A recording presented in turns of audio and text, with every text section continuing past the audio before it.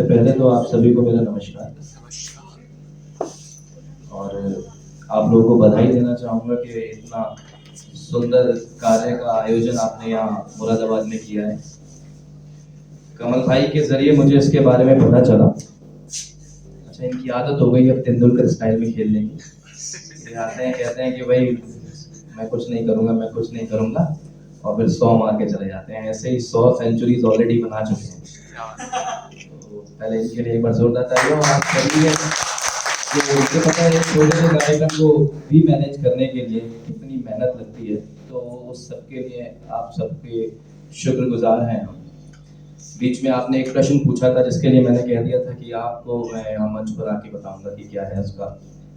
क्या मुझे लगता है, वैसे सब लोगों के अपने अपने ख्याल हैं, कि मुझे लगता है कि शायर या कवि इंसान पैदा होता है, इंसान बनता नहीं है। ये कोई ऐसा प्रोफेशन नहीं है कि आपने ट्रेनिंग ली, क्लासेस ली और आप सीख गए। तो यकीन मानिए कि आप ये मतलब गुड न्यूज़ और बैड न्यूज़ दोनों हो सकती हैं उनके लिए जिनको लगता है कि वो है या नहीं है।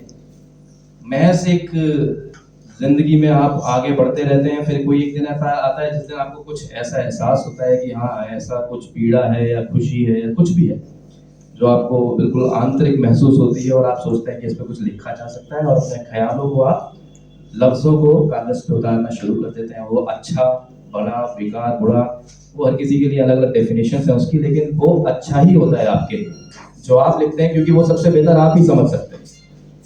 तो वो जो कुछ भी आपने लिखा होता है वो आप जानते हैं, और किसी के जजमेंट की कोई जरूरत ही नहीं। आप लिखते रहिए, अपने फील को लिखते रहिए। जिस दिन आपके फील किसी के फील से मैच होने लगेंगे और सब कुछ बढ़िया हो जाएगा। और एक और बात बीच में हुई थी कि भी लिव अवर सैडनेस हैप्पी। सो इसके लिए जॉन एलिया साहब ने बहुत बेहतरीन फरमाया था कि चारा साजों की चारा साजी से दर्द बदनाम तो नहीं होगा, चारा साज डॉक्टर्स की डॉक्टरी से, चारा साजों की चारा साजी से दर्द बदनाम तो नहीं होगा। हाँ दवा दो मगर ये बता दो मुझे आराम तो नहीं होगा। यही कहना चाह रहे हैं उसमें कि आप सच में अपने पेन को जीने लगते हैं। और एक और प्रश्न था, क्योंकि उनका उत्तर देना मैंने इनसे प्रॉमिस कर दिया, तो पहले उनके उत्तर दे दूंगा।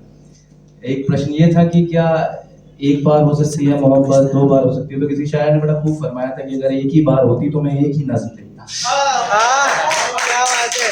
तो दिल टूटते रहते हैं, आप लोगों से जुड़ते रहते हैं, आपके एक्सपीरियंसेस बढ़ते रहते हैं, और आप इसको जीते रहते हैं, कुछ ना कुछ लिखते रहते हैं। तो ये बिल्कुल भूल जाइए कि ये 1 बार है, 10 बार है, 2 बार है। कोई जो आपको ज्यादा अच्छा ये समझ लीजिए, हौसला कुछ नहीं भाई, बच के भी रहना, कहीं तो एक जगह पहुंच गए तो दिक्कत हो जाएगी।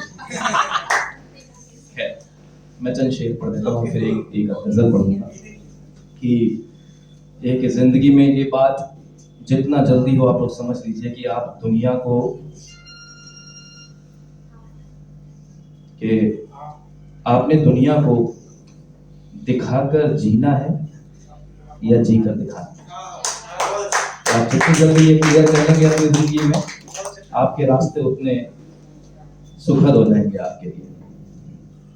मैंने एक दिन लिखा था कि आप सब लोग इससे जुड़ेंगे कि चंद शेर हैं, बस मैं शेर पढ़ रहा हूँ अलग अलग कि फिर सो गए ना, फिर सो गए ना, किसी को जागता छोड़। रात में लगभग कई बार हेलो हेलो करते रह जाते हैं। उसके लिए था कि ये जहां गुजारे जिंदगी के तमाम साल, अलग अलग शेर हैं, गजल का कोई शेर नहीं पढ़ रहा हूँ। हाँ ये है कि जहां गुजारे थे जिंदगी के तमाम साल, जहां गुजारे थे जिंदगी के तमाम साल, आज अजनबी हूँ उस दर के लिए मैं यार, आज अजनबी हूँ उस दर के लिए मैं यार, और मेरी गहराइयों का, अभी एक अलग शेर है मुख्तर है, मेरी गहराइयों का इल्म तक नहीं उन्हें, मेरी गहराइयों का इल्म तक नहीं उन्हें, जो कहते हैं बहुत अंदर तक उतरे हैं मुझ में। बहुत अंदर का विवरण है मुझे। और ये आप लोग जरूर जोड़ सकेंगे इस शेर से कि वो मेरी किस्मत में नहीं थी, वो मेरी किस्मत में नहीं थी, लोग किस्मत भी किस्मत में नहीं थी, किस्मत में नहीं थी। और क्यों बयां करूं उसके होने ना होने से कैसा लगता है, क्यों बयां करूं उसके होने ना होने से कैसा लगता है, जब वो शख्स ही मुझे किसी और का लगता है, जब वो शख्स ही मुझे किसी और का लगता है। और उसी ने मेरी पूरी दुनिया उजाड़ दी, उसी ने मेरी पूरी दुनिया उजाड़ दी, जिसके लिए लड़ा हूं मैं दुनिया भर से, जिसके लिए लड़ा हूं मैं दुनिया भर से। और एक शेर ये था कि इश्क में मैंने बस यही एक काम गलत किया, इश्क में मैंने बस यही एक काम गलत किया कि कुछ भी गलत नहीं किया, कुछ भी गलत नहीं किया।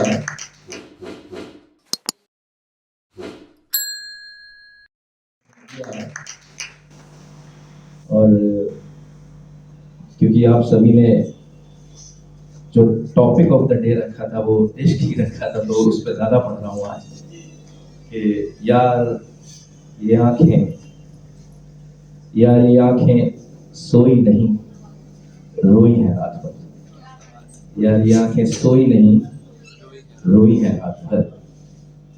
और एक शेर ये है कि मैं आपकी बेफिक्री आपको शायर बनाती है, आपकी किसी को कुछ भी ना समझने की धुन आपको शायर बनाती है, खुद में बिलीव रखने की जो एक कला है वो आपको शायर बनाती है। जब दुनिया से आप अलग हो जाते हैं, खुद से जुड़ जाते हैं, तब आप कुछ ऐसा लिख पाते हैं कि मैं सोचता ही नहीं,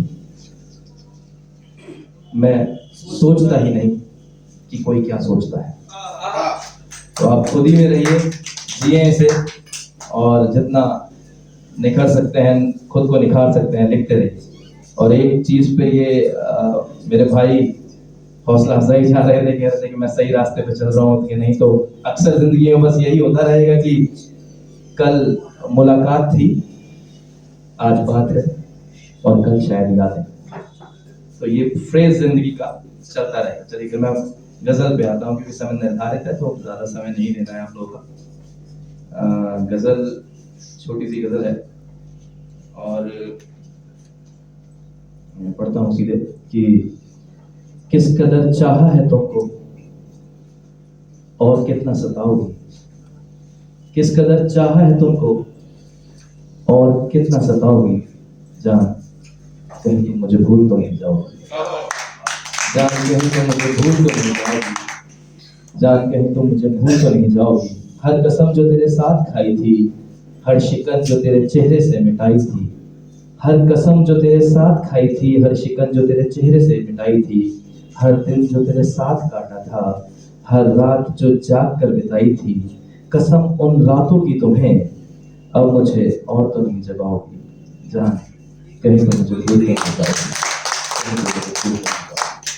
और एक ये थॉट प्रोसेस है, इसको बस खत्म करके अपनी जगह बैठेंगे कि ये बस जुड़िएगा। मुक्तक ही है, लेकिन मुक्तक के नियमों को फॉलो नहीं कर रहा है, एक स्वतंत्र लेखन है। ठीक कि तुझे मेरी शायरी समझ नहीं आती, तू मुझे क्या समझेगी, मेरी यादें, मेरी बातें, मेरे लफ्ज सब फिजूल हैं तेरे लिए, सब फिजूल हैं दुनिया के लिए, अगर तू ही इन्हें नहीं समझेगी। मैं रिपीट करता हूँ, तुझे मेरी शायरी समझ नहीं आती, तू क्या मुझे समझेगी, मेरी बातें, मेरे लफ्ज सब फिजूल हैं जहां के लिए, अगर तू नहीं समझेगी। लोग सुनकर मेरी गजलें ढूंढ लेते हैं अपने खोए हुए महबूब को, और एक मैं हूँ जो रोता हूँ, दुआएं पढ़ता हूँ कि तू अपना समझ ले मुझको, कि तू अपना समझ ले मुझको। हवा का हर झोंका तुझे बस, हवा का हर झोंका मुझे बस तेरी ही महक की याद दिलाता है, टूट जाता हूँ मैं और हर हिस्सा बिखर जाता है। मैं उन पेड़ों के पास जाकर रोया हूँ जिन पर तेरा नाम अपने नाम के साथ लिख दिया था मैंने पत्थरों से। मुझे उन दरियाओं की आवाज़ें परेशान करती हैं जिनमें पाँव डालकर घंटों पत्थरों पर बैठा करते थे। क्या करूं, कहाँ जाऊं, कैसे भुलाऊं ये सब जो तेरे साथ काटता हूँ। कुछ ऐसा कर दे, खत्म कर दे मुझे, मैं जीना चाहता हूँ। एक बार फिर से आप सभी का शुक्रिया, टीम अल्फाज का शुक्रिया और मुझे यहाँ बुलाने के लिए शुक्रिया। Thank you.